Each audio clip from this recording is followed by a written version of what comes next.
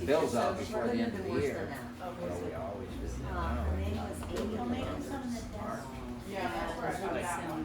She did It horrible. cost them a lot more than all those that they spent on it. One of her favorite Yeah, so they did draw a a great job. circle on the In fact, it board, was put a interesting. dot in the middle of it, and when you misbehave, you have to stand there with Here your we class. go. Try this one. My Town mother clerk. grew up in And I remember one time, Medicaid one town poor court. kid, I won't tell you who it was. So we drew a write-up We something were in reading group It's before, changed a lot and he since needed to then. use about that. that. Yeah, So so we let it go. So we ended up writing about it. No, Also, so I'm Marshall, not I seeing forget they what got they back were that there. they hung it. So it was like Oh, yes. a sign for them. Remember she dragged her up by your ears? About him. Not me. It was supposed to be Well, I like do that.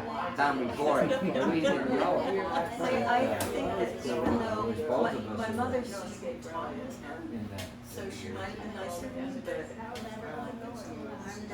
but she's one who, But it's after hands were. She went to the.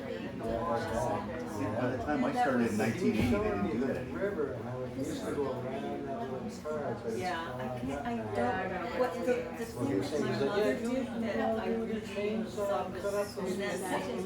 Yeah, I'll have to come down. When I was in fifth grade, Cause he she, like kind of like, there were kids in our class no access. who didn't know their automatic, didn't know there was their addition and subtraction, that was automatic. And so, Well, the reference is 6:30, that's we'll Abbott begin. basically said, Hopefully some more will come join us for the evening. if you don't work on such and such a day, I'm gonna send you back to first grade and learn a little bit. See you later. Motivating. Hi, my sister. Yeah. They're in the computer I business, know. so we've got to put So it much back then. that we sell to towns, Again. so we can Hey, come on in. locate and Sometimes retrieve. visor license, or their Describe visor the light tree. is on their car. It's helpful as a court to retrieve where it falls. With a license plate number That the manager- 6538 So we sell that all. I just think you're gonna chuckle out of me telling you the whole license. My daughter Kristen started in there, and we did the town of Shrewsbury. Took them out. She already had a order, so I said, okay, and then the car, They I had didn't to fit. go You out. got all these measurements, so you get over to the town line. Yes, book. Either you're 200 feet short, or you're about up all this. No, North Amherst in 2019. My mom. So my dad passed away. Worthwhile. Yeah, 144 North Leverett Road, across from Glacier House, across from the old fire. Sarah's sister. You know Marcia? Marcia got it. Sarah's mother taught us. I know about them. Bill was 1930. The Rogalskis? I guess that's She had my kids Sylvia going drowned. to the very end. All up in Shrewsbury. So it's that house. Yeah, she got a nice plaque from Shrewsbury. Yeah, shortly after. Cause I didn't know when they left, cause I didn't know anybody else in the family, and I was actually at it. My brother was at party. Principal and Oh, the same. Three grades. Showing up at the house. Because he was Eric's best friend. Laura Jones, all the Herman and Marie Jones. And my dad bought it for 60 years. Plus he taught sixth grade. So, He was signing Sarah at the phone rang. signed it, You answered. so, But you know what, the real estate The agent class for this deal. answered the phone because he served as a teacher in the principal. yeah, one of my main guys always did was Gary Williston from Wendell. He was the principal in Shrewsbury. He taught 4, 5, and 6. Bruce was doing 2 and 3. Eventually, he gave up.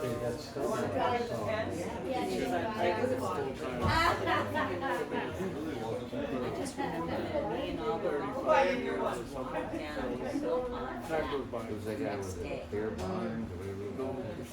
Right, he was a lawyer, right? Walk from that. Neither did I. Yeah. Okay, come back yet? Yeah, it's so weird. He was the first one of those. Told Jerry here. I'm sure there was Did your father have a special seat at the table?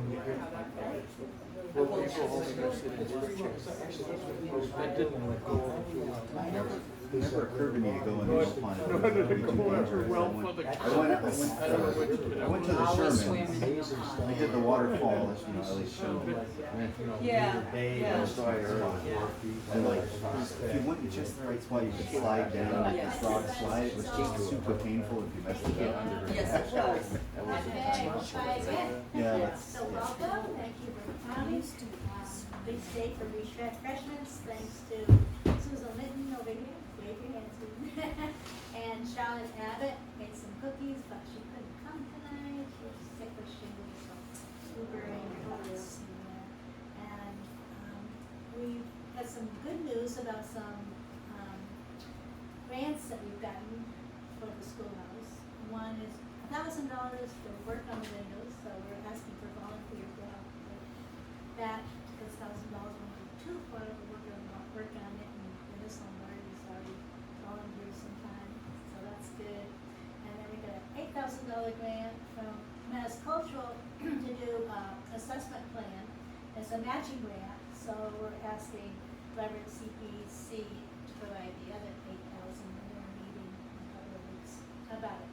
So we're moving ahead with some ideas, and can't go very far without some money, so we appreciate any donations, we appreciate the grants, or if you ever hear of another grant, this is around that we could apply for, we'll go for it. So, thanks for that. Julie, do you wanna give any sales pitch? She's our treasurer, Julie Yeah. Shively. Just, any revenue is welcome. We need to pay insurance on the building, we pay electricity. We provide these programs as a volunteer donation because, we just want people to be able to come. So, and I would also like to thank Dennis and his daughter Gina, who they fixed the chimney last. Yes. Nobody asked them to do it, they just came and did it. So, anyway, that's what makes this community great. Yeah, right. Yeah, if you come next time and you scraped and painted, we won't mind. And then I want to say, we got another program coming up on August 12th, it's a Saturday, and the players are gonna talk about the Morse Corner Post Office, which used to be right down here by the river. I don't know, maybe you remember or not, but, we have some of the post office upstairs, we'll bring it down, exhibit, and Mary, Claire Smith and other players are gonna talk about it. It was Harriet's general store and post office together, and Harriet and Claire was Mary's grandmother. So we've got a lot of good history behind it too. So come out for that if you can. It is a Saturday because that's when they could come good. But tonight, we're gonna do Ruby's night. When she was 100, she said, "What a pleasure to listen to a good, smooth read." And David Palmer is just that. So thank you, David, for taking this on. Thank you for doing it. You're welcome. So my assignment was to read Ruby's articles that were in the Greenfield Recorder, but I thought I would give some background about Ruby. First, Ruby herself, then her family, and then the house that she lived in, then the road that she lived on, and then some more of the reading. So Ruby was born in 1884, which is what, 140 years ago roughly, and she lived to 1987. So she was 103 years old, which, does that strike anyone as a coincidence that she was 103 years old, Silas? Do you know anyone else who was 103? Yes, the last woman that lived in the same house as Ruby. Good Ten one. points. Lillian Blacktown, yep. Lillian Black lived in that house. She just died a month ago or so. just about a month ago A couple of weeks ago. at the age of 103. So Ruby and Lillian both lived to be 103. So I suggest you might live to 103. Who's living in the house now? Well, we'll come to that. Ruby Hemenway, she and her family lived in the house from 1819 to 1924. So they were there for 105 years by themselves, not 103 years, but 105 years. Her ancestors are Leverett royalty. Jonathan Glazier married a Zubanai from Ockham and moved to Brushy Mountain in the 1790s. And Hosea Hemenway picked up sticks in Holliston, Massachusetts, and moved to Brushy Mountain in 1797. So there was this convergence on Brushy Mountain in the 1790s. Hosea's, one of his older sons, bought a lot just below him, and he and his daughter, Adeline Cutter, lived on Brushy Mountain right up until through the late 1800s. So they were established on Brushy Mountain for quite some time. Elihu Hemenway was one of the sons, and he moved off the mountain, first moved into Salem, then he moved to Hemenway Road, bought the house in 1819, right after the birth of his first son, who was Elihu Jr. Elihu Jr. Inherited the house and land. He raised his family there. His son's name was Charles Hemenway, and Ruby was the daughter of Charles Hemenway. So the Hemenways had lived in this house for 4 generations.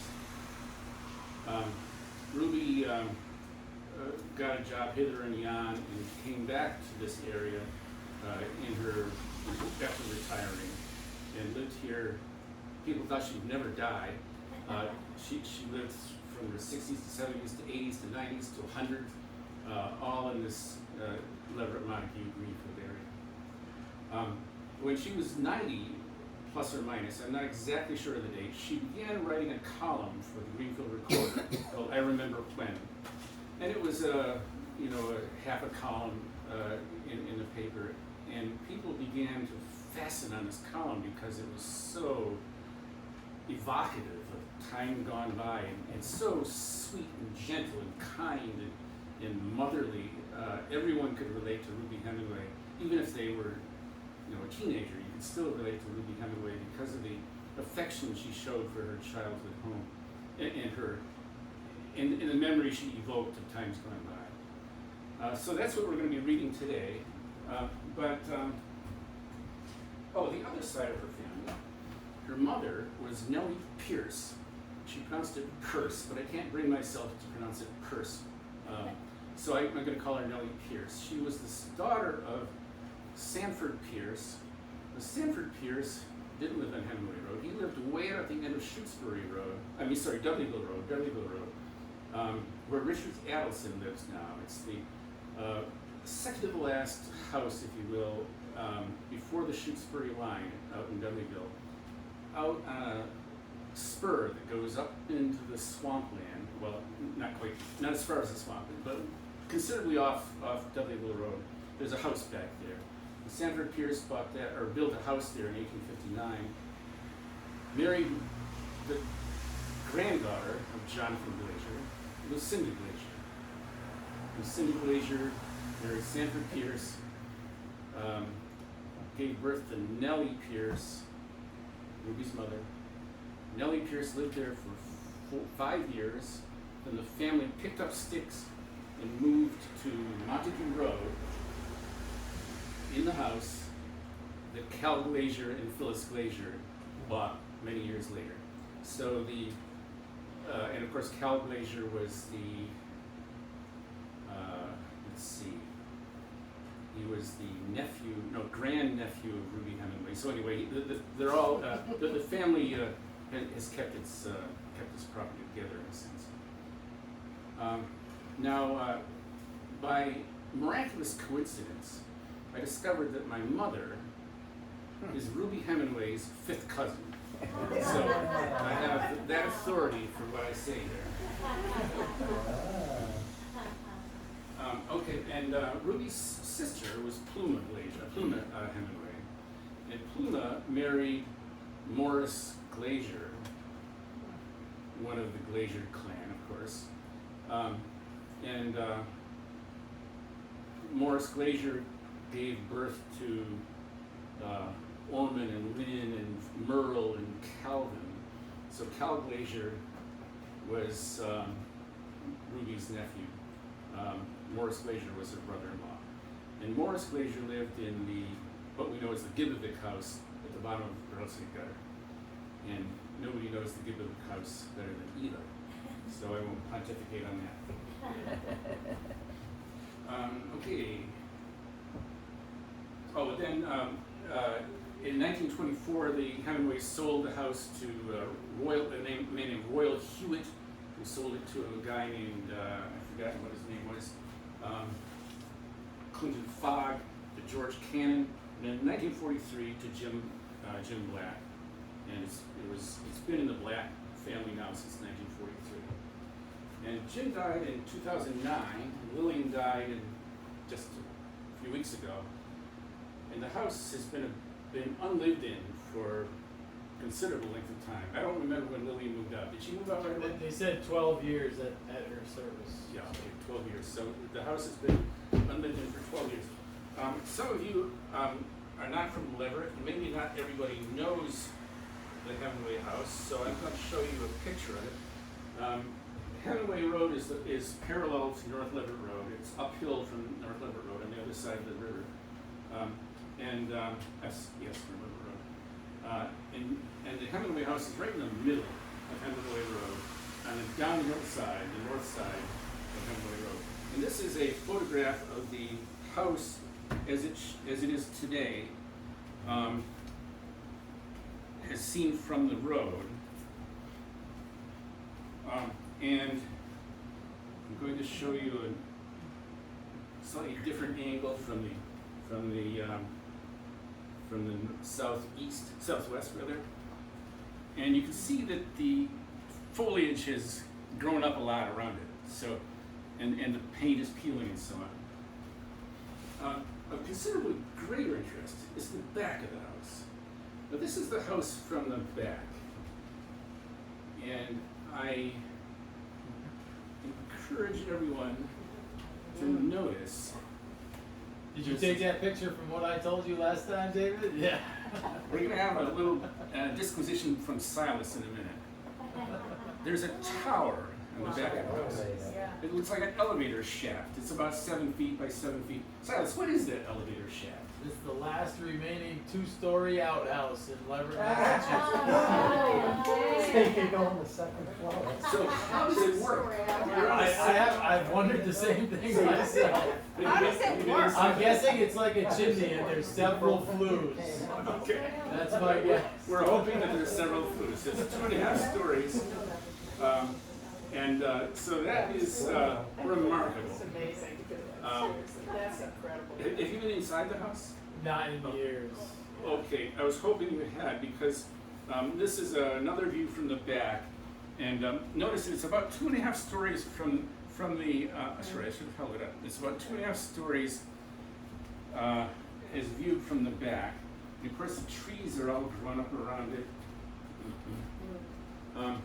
But that bottom story, there's something going on in that bottom story. And I was hoping that Silas would fill us in, but I have only been in the living room of the house, so I don't really know anything about the basement. But we're going to see that the basement is where the great-grandparents lived at one point. And the history of the house is a little bit obscure. Okay, so returning to the house itself, it's extremely old. The property was, we don't know how old the house is. It may be burned down or was rebuilt in 1950 or something, for all I know. But the deed history goes way, way back. The Hemenway property was sold to Widow Bridgman in 1730, and she sold it. I don't know that Widow Bridgman actually lived there, but her property ran a half a mile along Sawmill River, ran up what is now Old Mill Hill Road to a great rock on the other side of Hemenway Road. And I looked for that great rock, and Richie Roberts has graded that whole area, so I think the great rock might be buried, but I would like to get more information about that if possible. In any case, it came a half a mile down Hemenway. Well, it wasn't on the road, the line came down half a mile and then out to the river again. That was sold to David Smith, but we don't know the date of that sale. But David Smith actually lived there. And he sold it, David Smith sold it in the 17,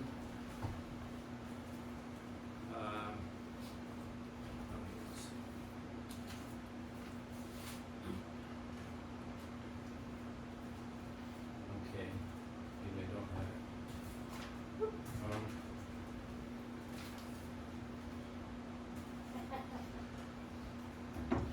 Okay, it doesn't matter. He sold it in the late 1700s. So the house, someone was living on this property in the late 1700s. And it went from one person to another, and eventually to Elihu Hemenway in 1819. Okay. Now what I wanted to read was a couple of sections that refer to this basement.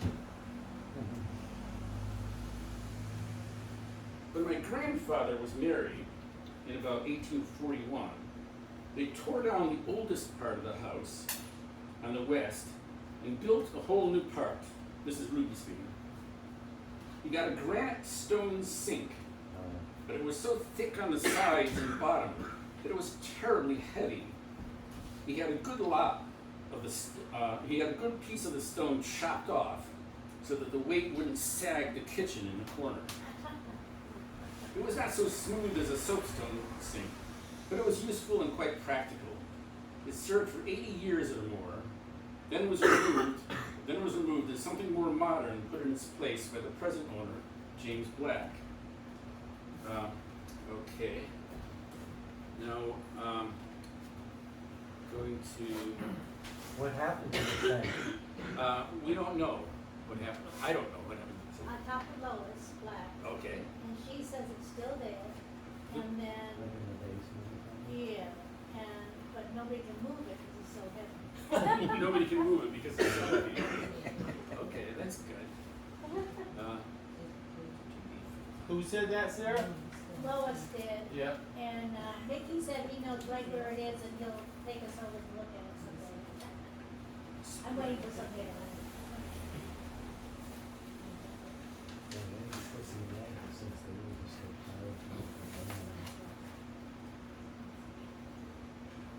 We were never allowed to whine or tease for anything.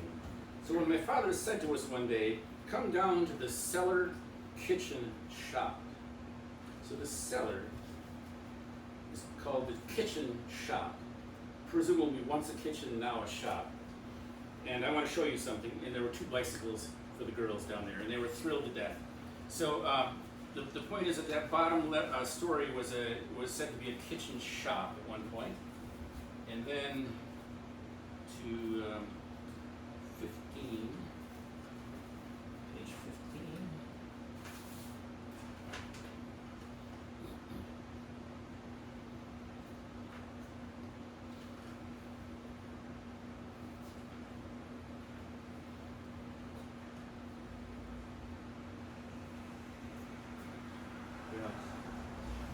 I'm just going to read the story, and we'll come to the cellar at some point. One storm I heard about, or I heard mentioned, took place in about 1878, and was particularly bad at Long Plain, next to the Amherst line. I've heard my grandfather Hemenway, that was Elihu Jr., tell of somebody in North Leverett picking up a battered umbrella after the storm. It later identified as being owned by a woman on Long Plain. The wind had blown it all that distance from Long Plain to North Leverett. About 1898 or 1898 or 99, there was a very severe hail and windstorm. It may have been a small tornado in North Leverett.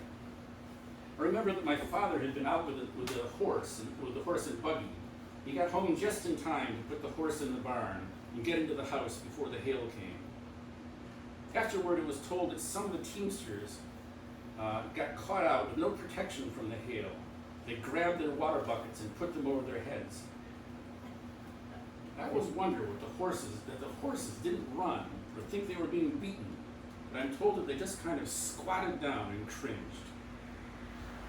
It seems to me the hailstones were 1.5 inches in diameter, flattened, and with a spiral formation in the center of some. A peculiar, precise memory.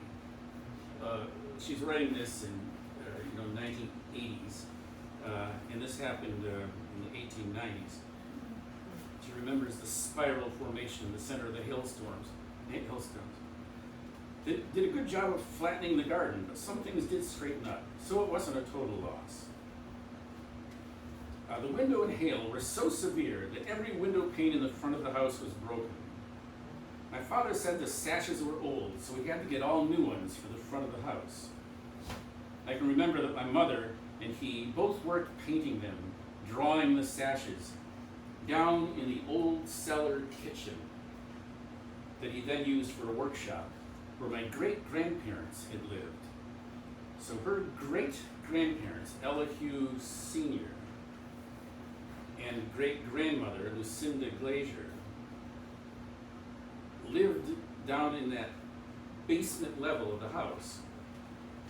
I don't know if the house was tall enough to live elsewhere, or whether that was a kind of a one-story cabin in the back. Remember that the house is built on a hill, and the front of the house is just 1.5 stories, and the back of the house is 2.5 stories, so there's a big drop-off. So there's room there for a small, cozy house there, I suppose. Well, so the basement was like walkout. You could Yes, walk out. the basement is a walkout basement. I was struck by the fact that the house is so close to the road. I thought, wouldn't it make sense to build it in a place where it doesn't drop off so steeply? But then it occurred to me that in those days, you must have wanted to be right on the road, because you would be coming along with a cartload of bags of corn or something. You didn't want to carry them 1/2 mile down to your house. So there was a good advantage to being right on the road. And all the old houses in Leverett are a little close to the road. My house on Hemenway Road is, I can look down on the road. The Glazier's house is 1865, but the Hemenway house is the only other house of that vintage.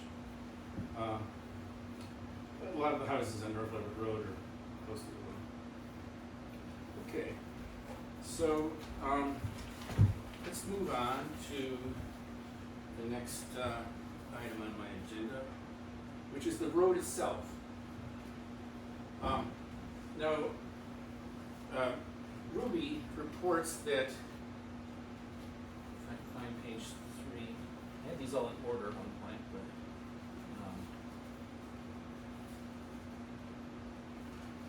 David, without messing you up, can I speak to the basement kitchen? absolutely, yeah, please do. I was hoping you would. Well, the little bit that I do remember about the basement is the stone foundation.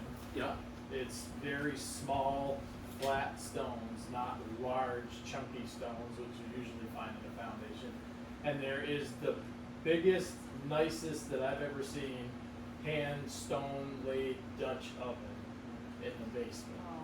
Still intact. Well, it was about 20 years ago I was down there with Dad working on the furnace, and I would assume it's still intact. So that's the kitchen that they were talking It's about. gorgeous. Yeah, so that Dutch oven was their kitchen.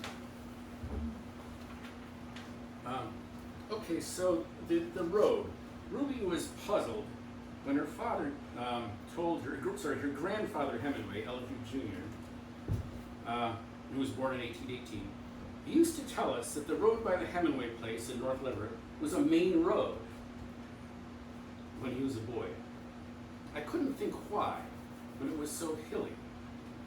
Just below and parallel to it was the other road, North Leverett Road, fairly level, beside the Sawmill River. Both had some very old houses, so the roads must have been of similar age. Gradually, I began to find the reason.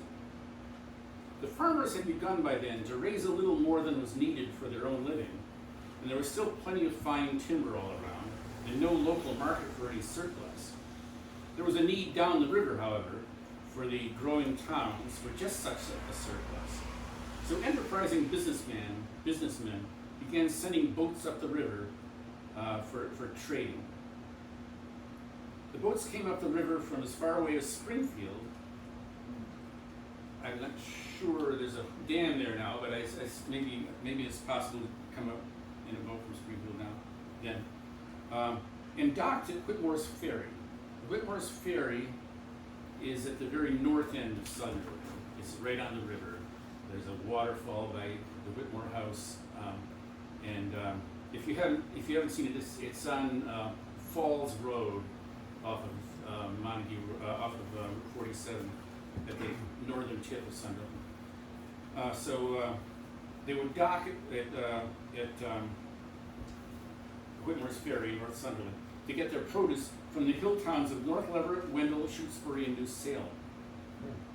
Now you might think, New Salem?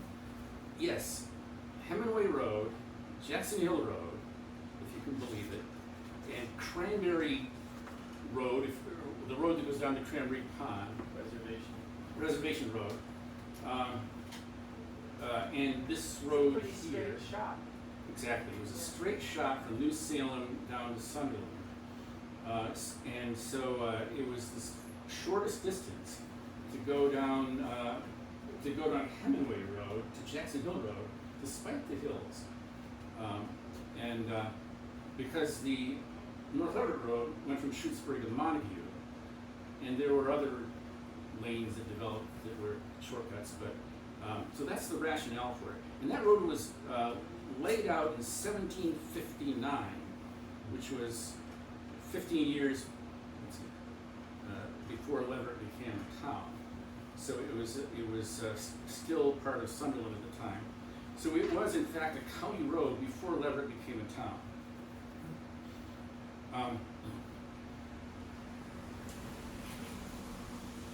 The rest of the way to the landing place, apart from there's a really steep section right by Cranberry Pond, and of course Jackson Hill is no picnic. She refers to Baker Hill. Baker Hill is the paved part of Hemenway Road. I didn't know that until recently. Larry LeClaire told me, he said, "Who used to live in this house?" And I said, "Well, I used to belong to a guy named Clinton Baker." He said, "Oh, that's why they call it Baker Hill." I'd never heard that. But Ruby did, and Larry did. Does the town crew still? No, it's Hemenway Hill. Yeah, okay, so it's the hill, the paved part of Hemenway Road. I heard Grandpa tell this story, and then he would say, but of course it wasn't really true. But I think he believed it. A pair of usually true, good oxen balked one day going up Baker's Hill with a load on the way to Whitmore's Ferry. Every known device for starting the oxen was tried, but to no avail. Then a man said, "This same thing happened lately." And they went up to Wendell, where there's an old witch, and they told her about it. Then they put a piece of silver in her hand, and those oxen started right off. Now this was the story that they were told when their oxen wouldn't go up the hill. So they sent someone up the second time. This is the experimental. The first was an anecdotal account. This is the experimental account. They set their watches. And somebody ran up to Wendell and gave the old witch woman a silver coin, and the oxen started right up. And when they got back and checked their watches, The oxen started at exactly the moment that the silver touched the woman's hand. So you can take that as you will. Several bridges across the Connecticut River were built from Sunderland to Deerfield, but everyone was carried out by ice or freshets, and people resorted to a ferry across at Whitmore's in North Sunderland. It was pulled by a cable, and the large flat boat could carry a horse and buggy or an ox team, a few cattle and produce, as well as passengers. After a really substantial, dependable bridge was built across at Sunderland, the old ferry was discarded. But when I was a little girl, and she was born in 1884, so we're talking about 1894 roughly, late 90s, 1890s. When I was a little girl, we went to a Montague Grange picnic at the Fred Whitmore place. They used it just for that day only, and I went across in the ferry and back. My mother, Nellie Pierce, Hemenway, said that once when she was young, in the 1870s probably, she was born in 1862, so 1870s makes sense. There was a very unusually cold winter that froze the river solid, so it bore up teams. And she went over on the ice by the teams. Okay, so Hemenway Road is part of this highway, and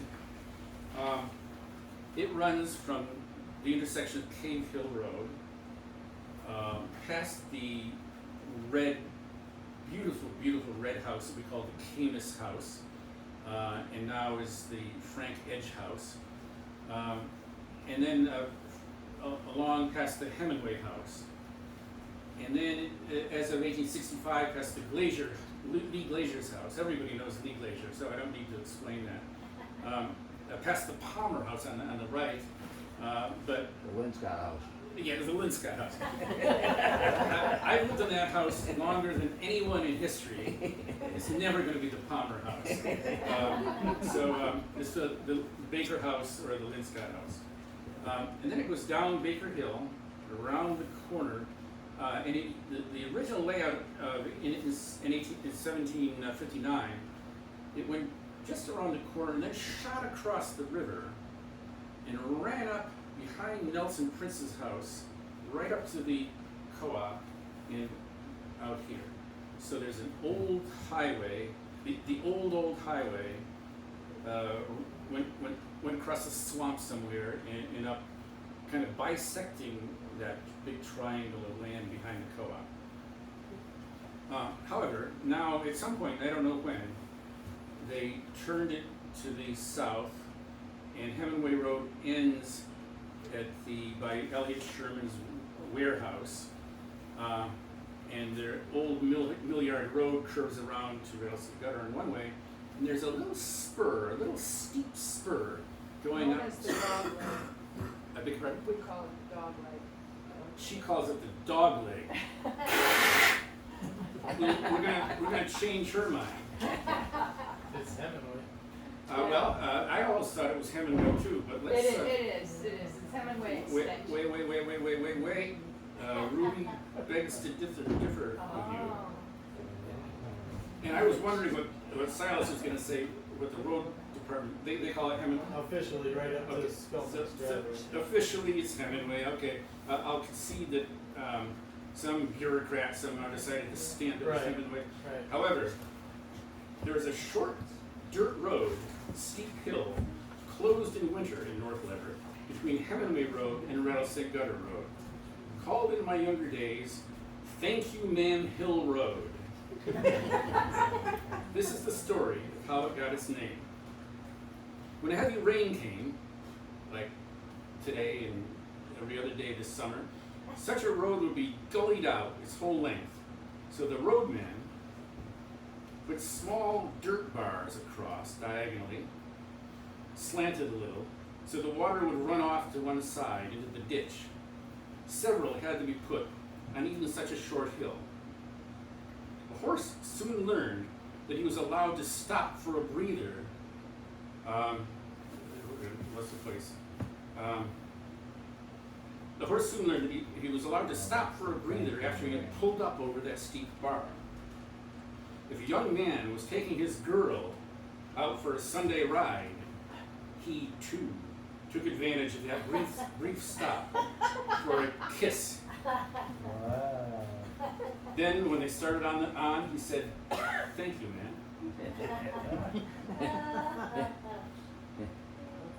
I regret that when all roads by law had to be marked with a name, some of those homely old names were lost. And so we have perfect evidence of that today.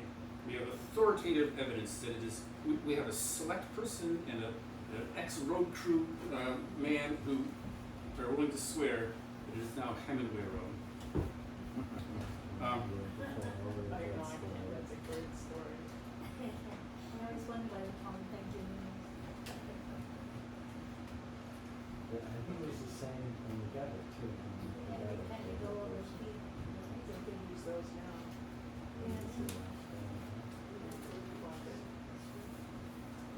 Here's my, there it is, cheat sheet. Okay, now we're going to hear from Ruby herself. Thank you to Eva Gibovic for supplying me with an audio recording of Ruby. Ruby and an interlocutor, someone who's interviewing her, they parked on Montague Road just at the end, somewhere near the end of Rattlesnake Gutter Road. It's not clear from the conversation precisely where they were parked, but just let's say at the end of Rattlesnake Gutter Road and Montague Road, they parked and talked about things. So, let's see if I can find. It's Louise Minx, Dave. It doesn't sound like her to me, Yeah, but I'll let you decide. 22:30. Louise is in Colorado, so it's hard to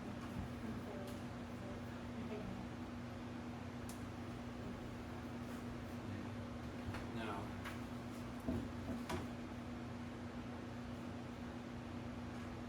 What's going on here? Why?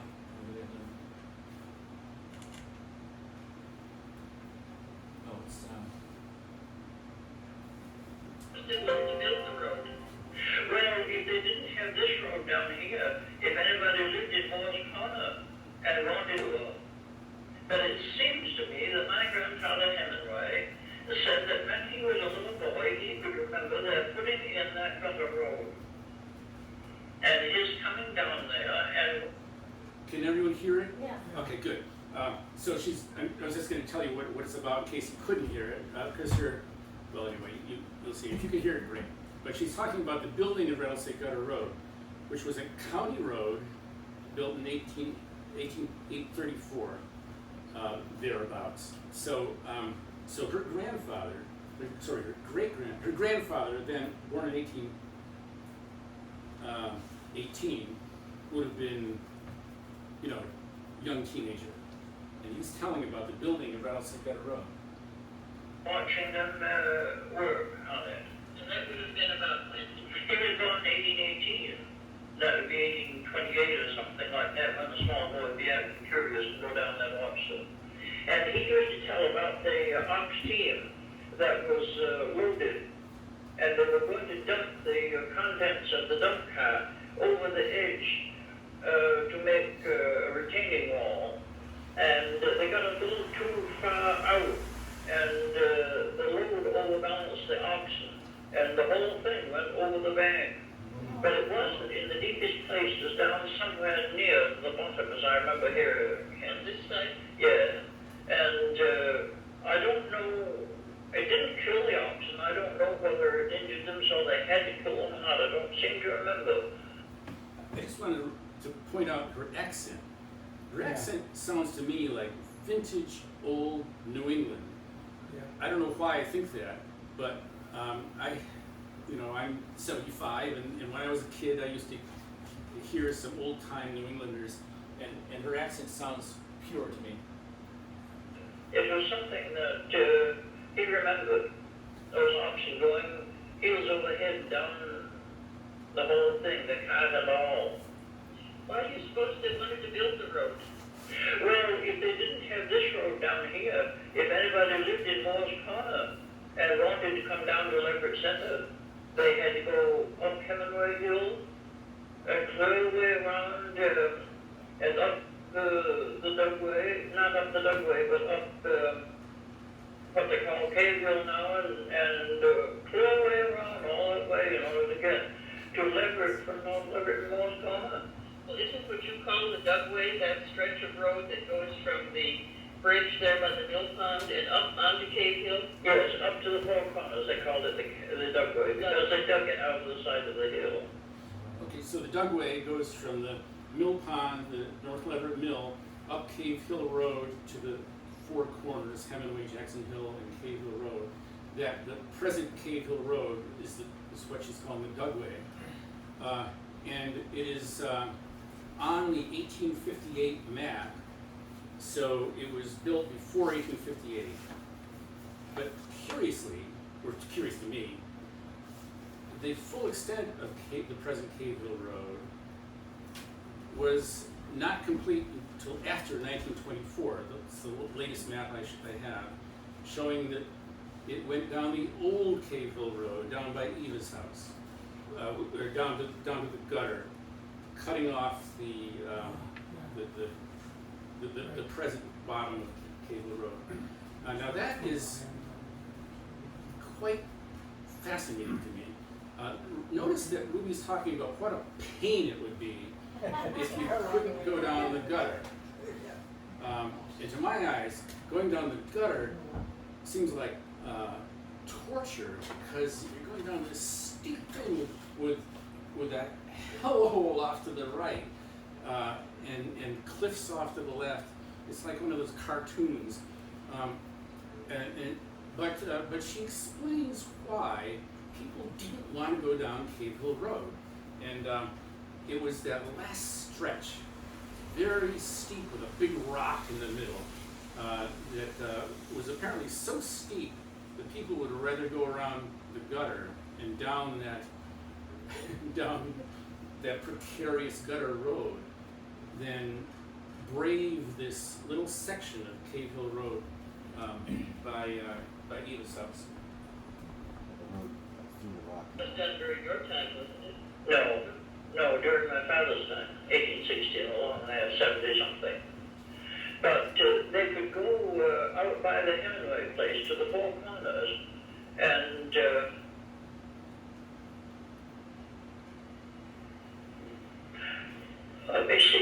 they'd have to go up by Marbles and then down the old Cave Hill Road and you see that was way around and bad roads and all. And this gutter road, even though it was steep and not too good a road and dug out of the rocks like that, it cut off a lot of travel. It must have been some trick to get the horses to go down anything as steep as that. Do you recall how they did it? What do you mean, when they were driving? Yeah. The old horses that were born and brought up around here, they were homebred horses, most of them they had way back. They didn't get Western horses then, of course. They were used to hills. Some cousins that I had lived down in Sunderland, raised a crop, and it had always been used to going down there on those perfect level places. They said it was general, the children always played with it and driven it and so on. But the first time when they ever drove that horse up in through here to come up and down the hills, they said the horse didn't know anything about what a hill was like or holding back against the bridge. And they said that the horse was bewildered. They didn't have any trouble with it, but it was something so entirely new. Did you catch what she said? They had to hold back against the britchin. Well, that was a new term to me, but if you read enough of Ruby's commentary, sooner or later she explains everything. I was coming home from church where there was a rather sharp incline, but a good handrail. An elderly friend said, "Guess you'll have to settle into the britchin going down there." We both laughed, and she asked, You know what that means, of course, don't you? To be sure I did, but a younger woman near us looked so puzzled. Madge said, "Have you ever heard that before?" No, she never had. What does it mean? So it was explained that the breechin was the part of the harness that goes around the rear end of the horse, and straps fastened to the shafts enable it to settle back into the breeching to hold back the load when going downhill. I settled into the breeching and made it down the steps.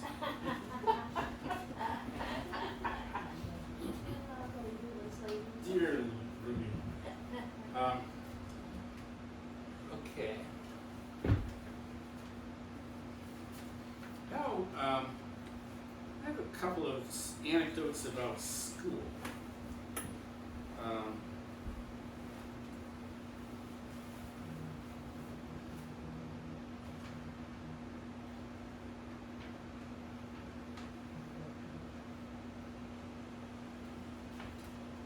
Grandfather Hemenway often told us this true story. When he was a little boy going to the school near where the coal kilns are now, not coke kilns, but coal kilns, where the coal kilns are now, there were 3 of them at the time, he found all the children very excited one morning. They said that the night before, a man was out hunting, and he walked right off the top of the rattlesnake gutter ledge. He fell onto the sharp rocks in the pasture below and hit his head on them, quote, broke his skull and his brains fell out. Of course, they all dashed over to see, but the body had been removed. They only saw a bloody mess to relieve their curiosity. So she's talking about the school that, where the one remaining charcoal kiln is now. Across the road and a little bit north, there's a little flat spot on the side of the hill, and that's where the schoolhouse that served Brushy Mountain and clearly Hemenway Road, right up until 1865. And in 1865, they closed that school, I guess because Brushy Mountain had pretty much petered out as a source of children, and they moved it. And where do you suppose they moved it to? They moved it to Lee Glazier's field, presently Lee Glazier's. It's Lee Glazier's house, or now Angie Glazier's house. So as you come up Baker Hill, up that paved section, there's a couple of new houses on the right, and then a little field, and then there's Lee Glazier's house, the first old house you come to on the right-hand side of the road. It's Lee Glazier's house. Of course, everybody knows Lee, so I don't need to explain. That's right across from the Palmer House. Yes, right across from the Palmer House. side. Yeah, everyone calls it the Palmer House. Just believe it's not. Where the Linscotts live. We let the Linscotts have it for a few years. So that was an old schoolhouse, and you can see, and Margie Glazier used to show off the boarding, the siding was like this, big wide boards all the way around, and there was a hole for the pump to go through, or maybe it was something worse than a pump, I don't know.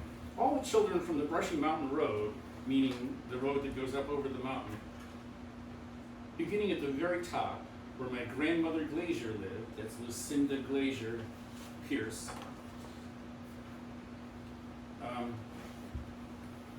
came down that long road to school, even in winter, when the snow was so deep, the girls' skirts were heavy and frozen. The only place for them to thaw and dry out was around the one fireplace. Now let's hear Ruby again. 2230. Oops. 2806, sorry.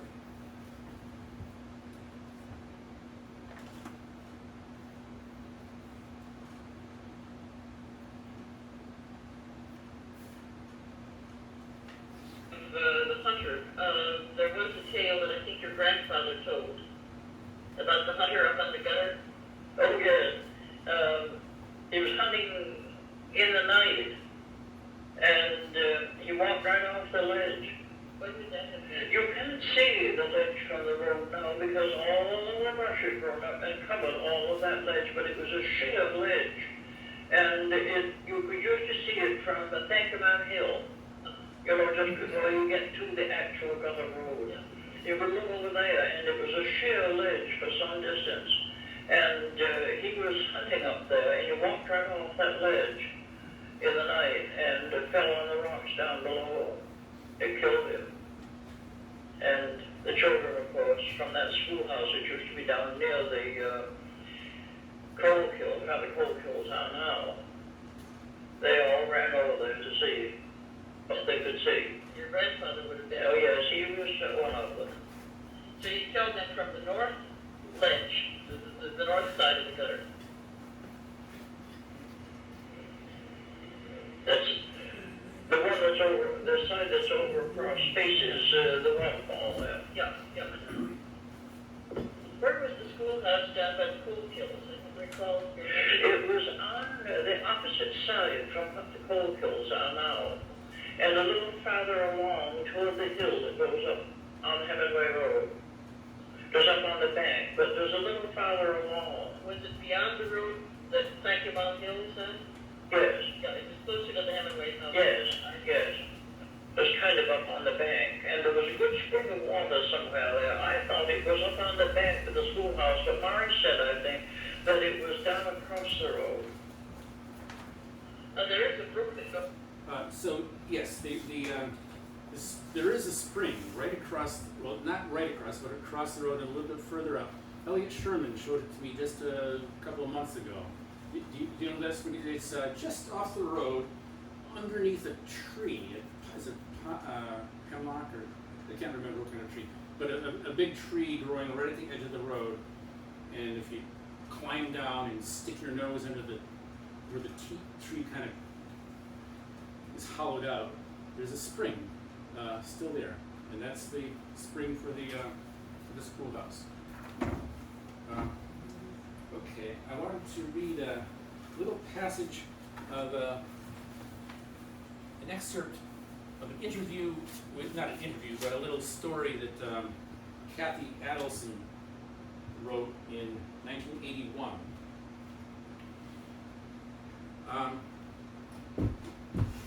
Which was built by Ruby's maternal grandfather, Sanford Pierce. The house was built by Ruby Hemenway stopped by the other day. The house that Catherine lived in, Sanford Pierce's house, was built by her grandfather, who was born in 1817. He built the house in 1859 for his bride. Ruby's mother lived here until she was 5. So in 1867, the Pierces moved from Shutesbury down to Calvin Glazier's house, which is now Etheridge Flyner House, just south of the cemetery on Montague Road, not far from the school, if that's more helpful to some of you. Her older sister was 9 by that time, and she went to the Dudleyville school. All the other children in the school were named Dudley. She says all, so we have no reason to doubt her. Let's put it that way. All the kids are named Dudley. So how do you tell them apart? I guess their first names. Okay.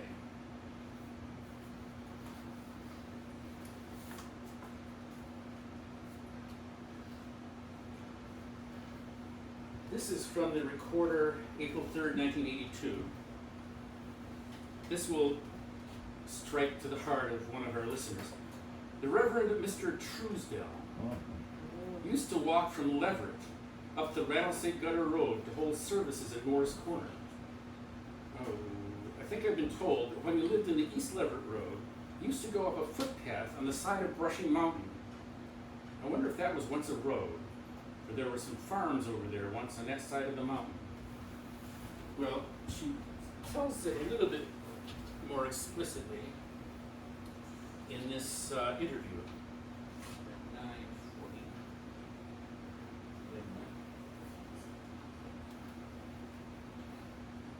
Okay, I don't have place recorder. Anyway, she tells it more authoritatively in the interview, saying that Reverend Truesdale did walk up over Rushing Mountain, down on the Rails Gutter Road, and out to Moore's Corner. Because I believe he preached in Leverett's Center at one time, and then preached a second time in Moore's Corner. Is that correct? Sorry. Yeah, okay. So he had two parishes, or two congregations, separated by 5 miles. I don't know what it is. So He had a that's, great Bernard that walked with me. He had a great Bernard that walked with him? Okay. So I had a hunch some people in the audience would have some information on this. So he was your great-grandfather? My grandfather. Grandfather, My okay. mother's father. Okay. Now we're going to hear about the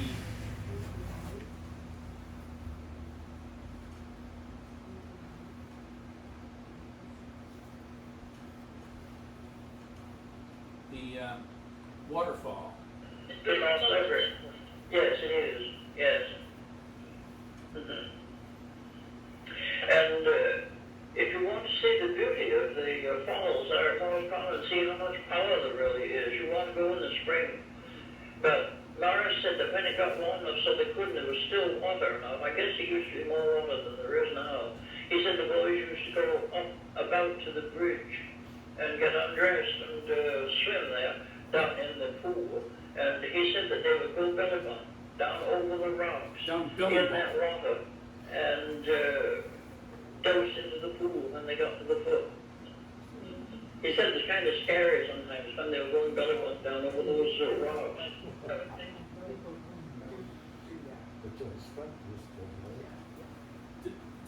Did you give an anecdote? Well, I've never done it. My kids have all done it. Oh, yeah, I did it. Yeah. Abel's done it. Sure. Yeah, Abel's done it.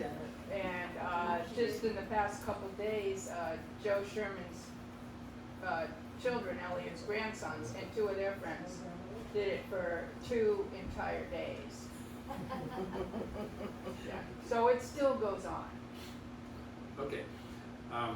Oh, and we had girls from England last year that were doing it. They were pretty excited. Our time is up. I want to respect people's time. There's a great deal more of Ruby's stories that can be told, but we don't want to stay here till midnight, so I want to give people the option of, is this a good place to?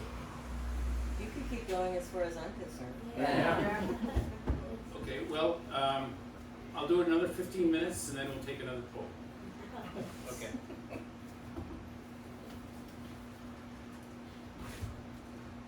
And I'll close my eyes if anyone wants to get up and leave. I won't be hurt.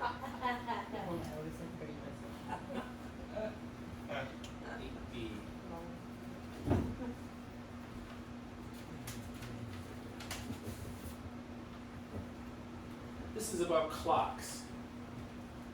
Sometimes early settlers found just where the sun was at noon and made a mark on their doorsill.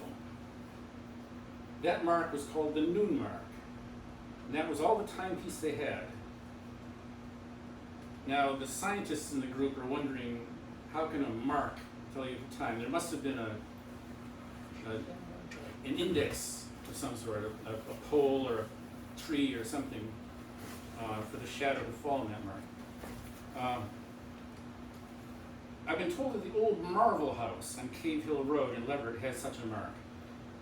Many of you know the old Marvel House, but in case you don't, as you are on the Leverett Center side of Cave Hill Road, you come around the corner onto Cave Hill and you put it into the low gear and you go up that steep hill, chuggity chuggity chug, and you pass Ryan's Hill Road, which is a little thing off to the right. And the Marvel House is the first old house that you come to on that road. It's right on the road, just as all the old houses were in those days. Long and facing the road. It's only set back 20 feet or so from the road. I believe Cynthia Roberts and her family live there now. I mean, I know they live there now. Okay, so that's the Marvel House, and the Marvel House has an important part of Leverett history because the Marvels have been around since the dawn of time. Jesse Marvel lived on Jackson Hill Road, right where your grandfather's house is, I believe. My father. Your father's, yes, your father's house, yes. I believe the house on the old house on the left as you go down Cave Hill Road was Jesse Marvel's house.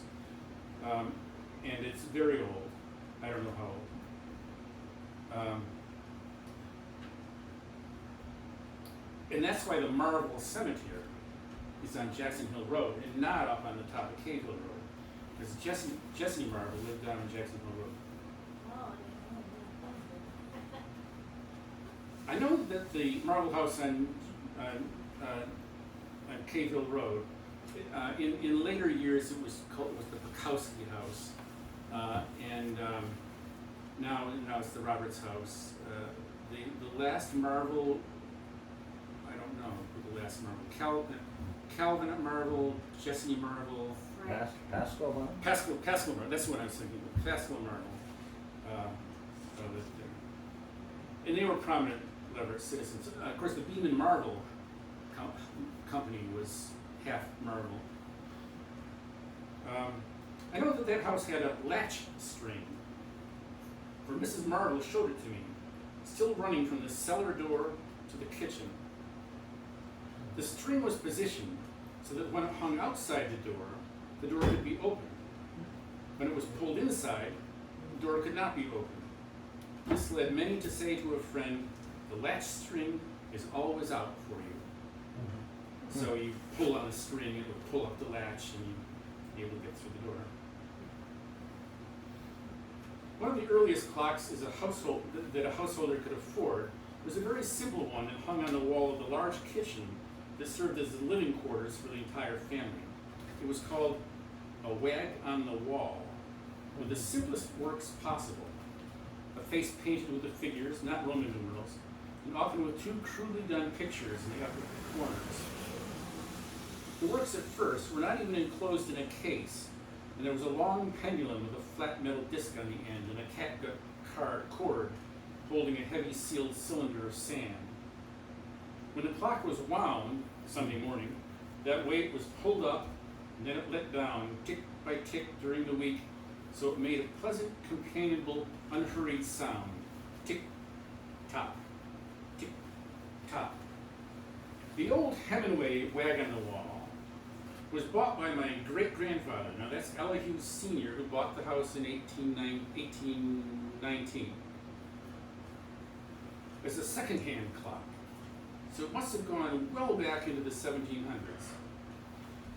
Eventually, a younger family member made a case for it with a paneled door, cut out a section between the upright timbers and a bedroom and set the case in there. When we moved from the farm, the case was just removed and then set up like a tall grandfather clock. It's now in a living room in Connecticut somewhere, a prized family heirloom. My other grandfather, Sanford Pierce, had a tall shelf clock with a beautiful gold leaf ornamented face that had wooden works. It is still in use, but that beautiful loud tick-tock is more subdued in this style.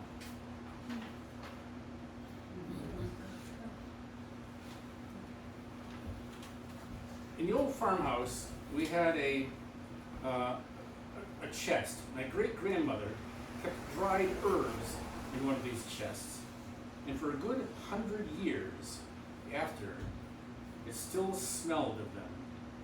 She'd probably used the usual variety of tansy, catnip, thoroughwort, wintergreen, black birch bark, and bergamot. So she's attesting that the chest retained those herb smells for 100 years. Now I can believe that because my father's closet. My father bought the house in 1939, and when we sold it after my parents died in 2002, the closet still smelled of cedar. So those smells do hang on. That was 60 years.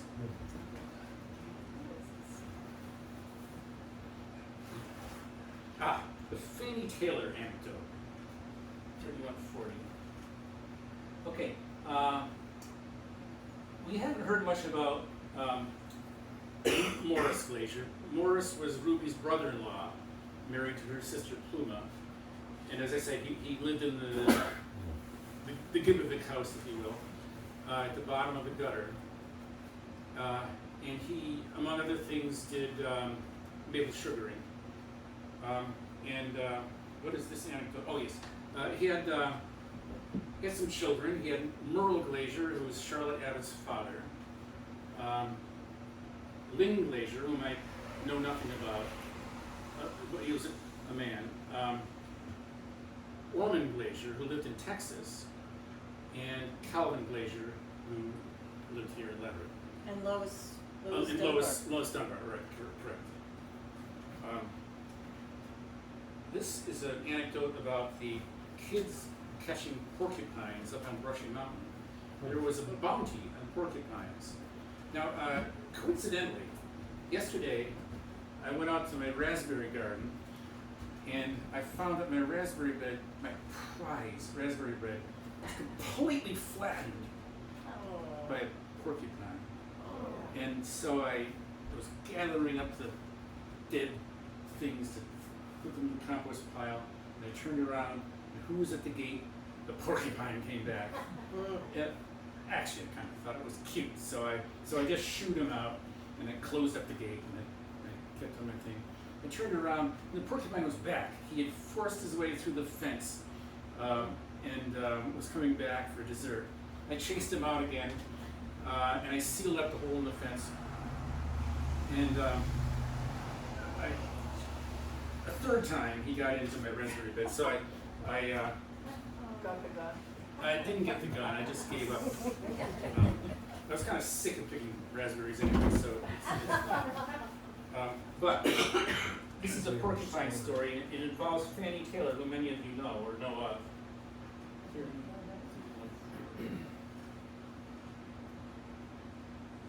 And this is a story about Orman Glazier. Does that hill right over there have a name that you know? Went straight across from us. The brook? No, the hill. The hill. No, I don't. Berkhamanga must be off. Way off. Right up on the Ghana Road, up there. There used to be an awful lot of porcupines up in the woods here. And when Morris lived here, two of his boys, Lynn and Merle, I think it was. Orman was one of them. But they were in school. They used to send children over and get the traps. And then when they came, I don't know what they used for bait. They'd go all up around our Berkhamanga in there in the morning when it was 0 weather before school, and have the traps set and gather in the porcupines. And they would cut off their feet and then set the traps again and go every morning, no matter what the weather was or how cold it was. And after they got enough so that they could pay, you used to put the feet into a tin can. They'd take them down to the town clerk. And for every 4 feet that they got a certain bounty. And one of the boys didn't get to take his down to her until they got pretty old. And he told her how many there were in the can. He says, they're awful smelly, you won't want to open that can and count them. But she wouldn't take his word for it. That was Fanny Taylor. She opened the can and she counted them too. He got his money. But he said the smell was something awful. But she was one that he was one of those boys going to trick her and she wouldn't let him do it. But I remember Lynn was so proud. He'd worked so hard and it was so cold in the morning. And he got money enough so that he sent to Sears and Roebuck and got him a pair of those high leather laced hunter's shoes. Oh, he wore those shoes with the greatest pride and the greatest comfort. But he'd worked for them, I tell you.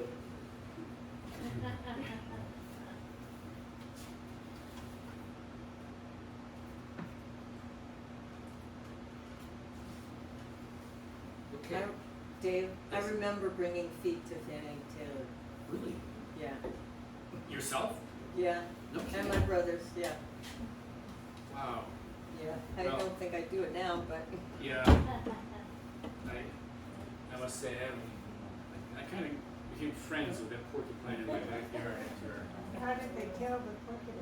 well, when I was a kid, it was rabbits, Oh.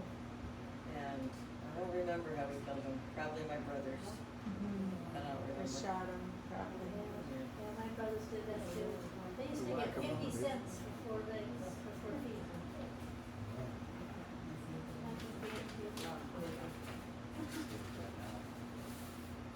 Orman lived in Texas, and he wrote letters to his Aunt Ruby, Aunt Ruby,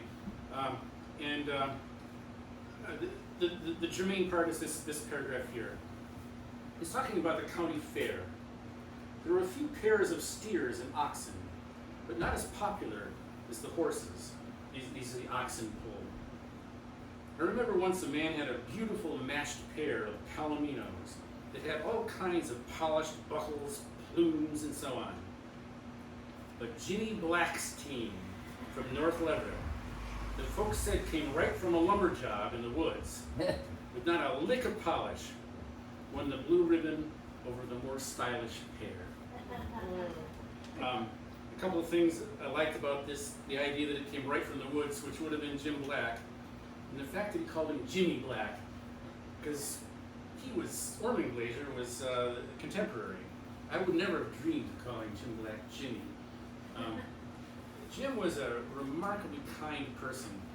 When I first moved to Leverett in 1978, Jim lived just down the road, and I was a flea-bitten, grubby young man with a bunch of housemates, and we lived in this house with no plumbing, and no indoor heat or electricity, and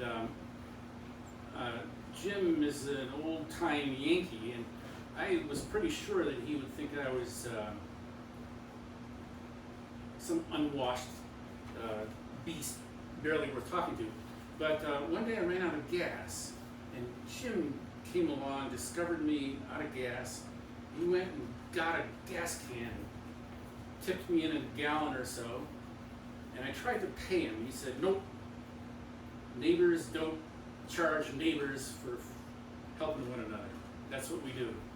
So, good old Jim, despite my grubbiness, of course, Lori Kennerson knows all too well what I looked like in those days. I wasn't really grubby, but I was grubby enough. I didn't have long hair, but the hair I did have was unkempt.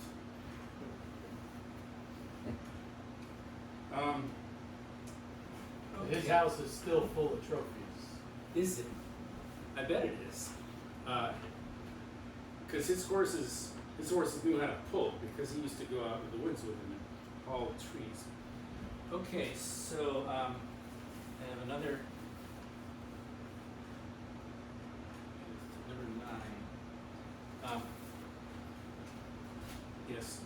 When my father was 8 years old, that would have been Charles Glazier, he had typhoid fever, and it was so sick he couldn't even talk. His mother told him to squeeze her finger if he wanted to say yes. To everyone's surprise, he did get well, but it was a long time before he got strong.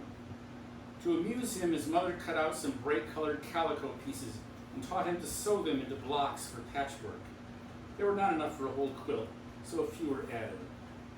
As a child, I used to ask him told that story of when Papa was so sick and later sewed those very bedquilt squares. When he went to the ladies' aid meetings with his mother, all the women were sewing on some project for the coming year. Papa sewed on his patchwork, seated on a little stool beside her.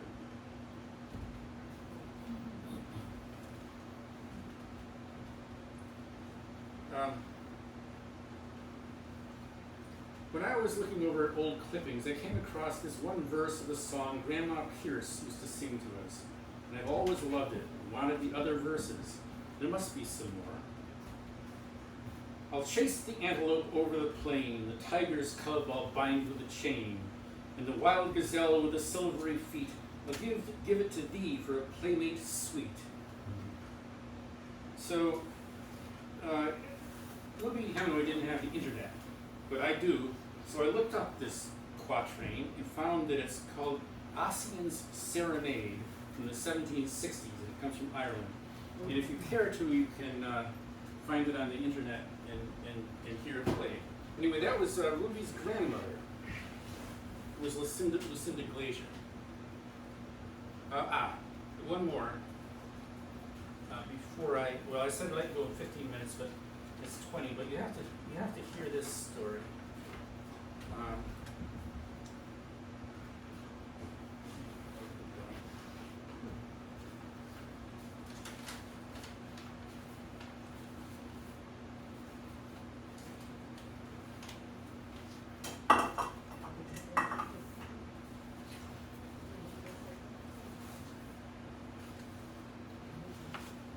A little person taught school. There was not a person living who remembers seeing little Carrie Field, for she and all of her contemporaries are dead and gone. I don't know just what her age was, but she was a young lady who taught a district school in Leverett in the early 1870s. I was able to look it up, and she was born in 1843. She was a midget, a perfectly formed person, only as large as a 6-year-old child. I've heard my mother say that Miss Carey didn't want to look like a little child when she was riding in a buggy, so she used to double up and sit on one foot to make herself higher. Of course, she had to have all her clothes made especially for her, tiny, yet made in the prevailing fashion for young ladies. I've never heard anyone say whether she had any more preparation for teaching than the usual country schooling, but she must have been a thorough, practical teacher. The things my mother taught me, and she had only a few teachers other than Miss Carey, were concise, no frills, and there was memorization. She thought it was a good thing to insist that a child buckle right down and learn things like multiplication tables, number combinations, and the alphabet. Miss Carey was particular about reading, taught about punctuation marks, some phonics, and all the basics of arithmetic. I remember one thing that was passed down to me: if you come upon a new difficult word, take it apart in syllables. Try to associate it with some other words that were similar, and then try to pronounce it. There was one large family of children among her pupils who always checked each other carefully to be sure everyone did her share of the work and took their proper turn. There were so many they doubled up on their lunches in the dinner pails, so of course they had to take turns carrying it. One afternoon, a young man with a fine, smart horse and buggy came to the schoolhouse door and asked to see a pupil, a 16-year-old girl. He called to take her for a ride, and she was excused and went. Just as she was going out the door, her sister called after her in a loud whisper that all could hear, "Take the dinner pail." Miss Carey had good discipline, so the school was quiet and orderly, and real work could be done without interruption. Even in the winter term, when the oldest boys were attending for one last term, they behaved themselves, even though Miss Carey was so tiny and they were so large. She had the respect of all the parents and their cooperation, which of course is a benefit for any teacher. When I was a little girl, we had a Miss Lucia Field of Leverett, a good, capable teacher in our North Leverett school. One Friday afternoon, her folks came to take her home for the weekend. They told my mother with much wonder, there was a little bit of a woman, no larger than the first grade children, but she talked and was dressed and looked like a grown-up woman. Oh, that must have been Miss Carey Field, and she told all about her. She was a daughter of Alden Cooley Field, who was born in 1807. He lived in East Leverett, and he ran a woolen mill in East Leverett. She was a school teacher for 28 years, and she made a pine cone dollhouse that is now in the Field Family Museum. At least that's what the record says. So that was made by Carey Field. I pulled that one out for Edie Field's benefit in case you were able to come. Well, we're now at an hour and a half. Shall we call it a night? And Get the refreshment. okay. And there's refreshments over here. Thank you for, thank you.